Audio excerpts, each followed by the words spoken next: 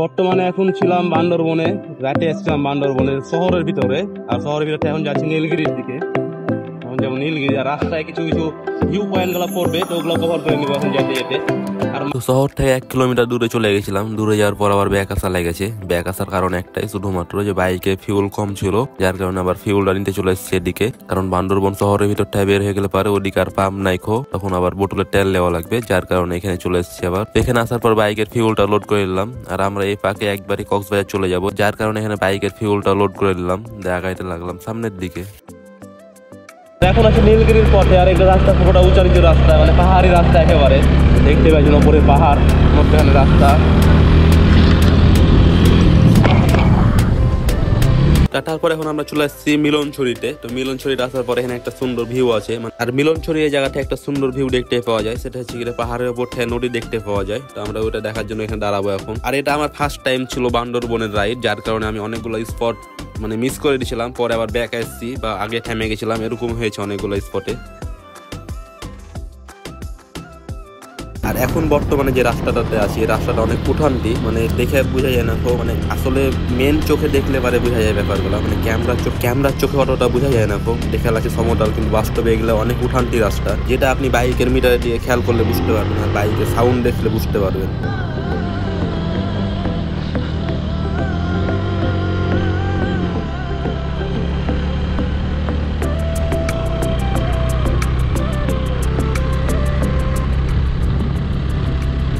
আর এখানে সামনে একটা ভিউ পয়েন্ট আছে, আর এই ভিউ পয়েন্টটার নাম হচ্ছে চিম্বুখিল। তো আমরা এখন এখানে যাবো চিম্বুখিলে। আর চিম্বুখিলে আবার ফ্রি উঠা যায় না, এখানে আবার টিকিট লাগে। টিকিট কেটে আমরা এখন উপরে চলে যাবো চিম্বুখিলে। তো এখানে বাইকটা পার্কিং করা লাগবে আগে, তারপর এখন যাবো উপরের দিকে।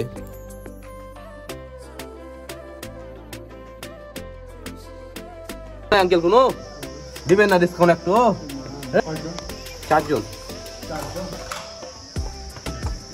টিকিট 80 টাকা বললাম, কোনো ডিসকাউন্ট দিতে দিল না। বর্তমানে এখন আমরা চিম্বুখিলে, আর উঠানটি পাহাড়ের কারণে মুখটা কথা পারে না।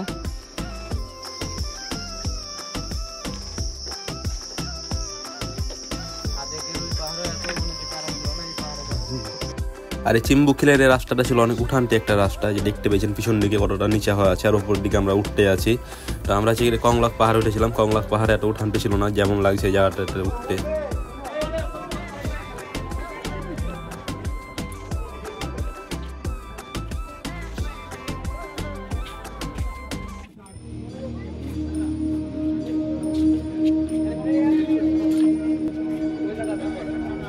এটা হচ্ছে চিম্বুকের ভিউ।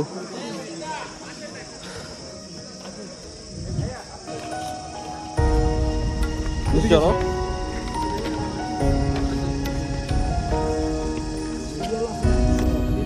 ম্যাগ থাকলে ভালো লাগতো, কথা আছে না ম্যাগ নাকি।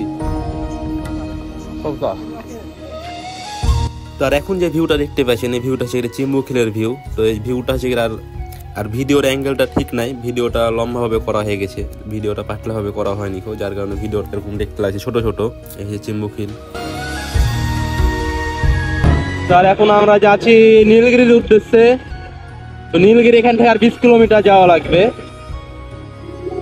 আমরা এখানে চিম্বুখিলে দাঁড়াচ্ছিলাম, চিম্বুখিলে দাঁড়ার পরে কি ছবি টবি উঠালাম সবাই মিলে। এরপর এখন আমরা আবার সবাই মিলে যাচ্ছি নীলগিরির দিকে। আমরা এখন জেলা রাস্তায় যাচ্ছি, ক্যামেরাটা দেখে লাগবে যে একবার সমতল জায়গা, কিন্তু আসলে সমতল না, এগুলো একবার বসছে একবার যাচ্ছে, একবার বসছে একবার যাচ্ছে, আর এর মধ্যে আবার টার্নিং আছে এরকম এরকম এরকম এরকম।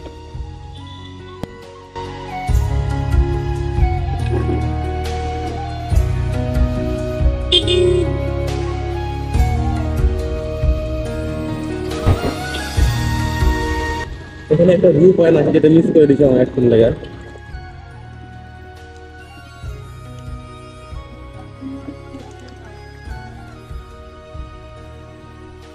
আর এই ভিউ পয়েন্টের নাম হচ্ছে টাইটানিক ভিউ পয়েন্ট, যেখানে এখন আমরা আসছি। আমরা আমাদের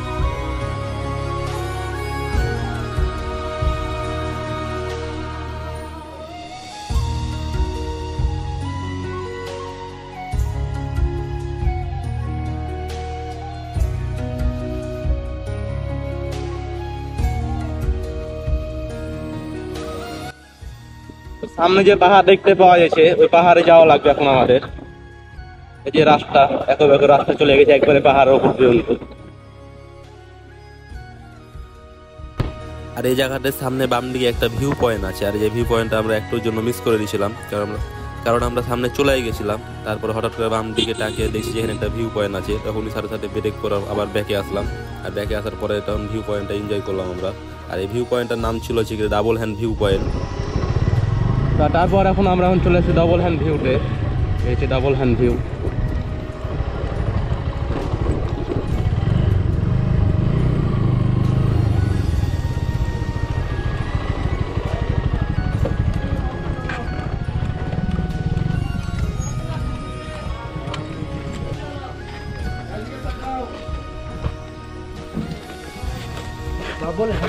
এই যেখানে লেখা আছে ডাবল হ্যান্ড ভিউ পয়েন্ট।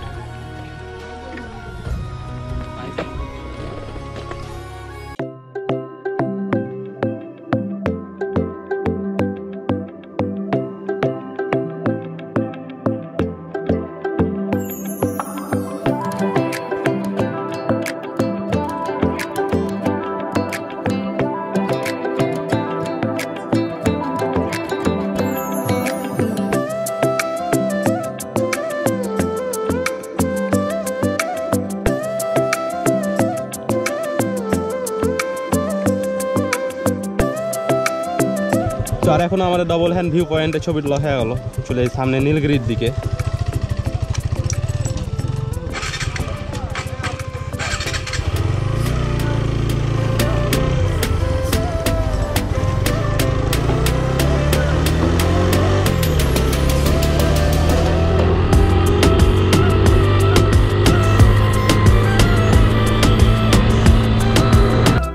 তারপর আমরা ফাইনালি চলে এসেছি নীলগিরিতে। এই সামনে দেখতে পাওয়া যাচ্ছে নীলগিরি, বামের দিকে যাওয়া লাগবে নীলগিরি, আর ডান দিক দিয়ে কক্সবাজার যাওয়ার রাস্তা। তো আমরা ওদিকে চলে যাব কক্সবাজার একটু পরে।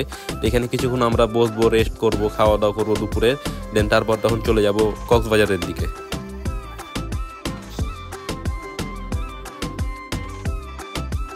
A few minutes later. তারপর এখন আমাদের দুপুরের খাওয়া দাওয়া হয়ে গেছে। এখানে একটা সেনাবাহিনীদের ক্যান্টিন ছিল, আর ক্যান্টিনে এখানে খাবার পাওয়া যায়। তো আমরা খেয়েছিলাম এখানে মোরগ পোলাও। এখানে কাটাগুলো কত করে? 10 টাকা, 10 এক পিস 10 টাকা। এক পিস 10 টাকা, 4 পিস লাগবে। আর তারপর এখন আমরা চলে এসেছি পাহাড়ি ফলের টেস্ট নেওয়ার জন্য। এখানে আমরা তেঁতুল আর হচ্ছে পেঁপে।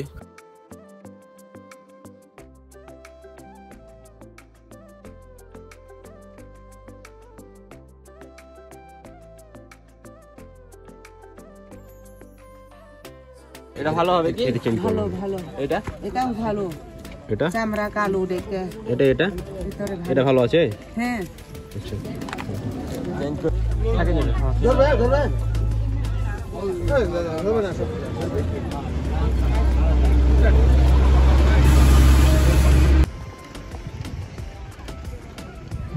স্বাদ কেমন? অমায়িক, অসম্ভব। কেমন আছে এইসব খেতে? অস্থির। মাই কেমন আছে খেতে? পাহাড়ি পেঁপে অসুন্দর।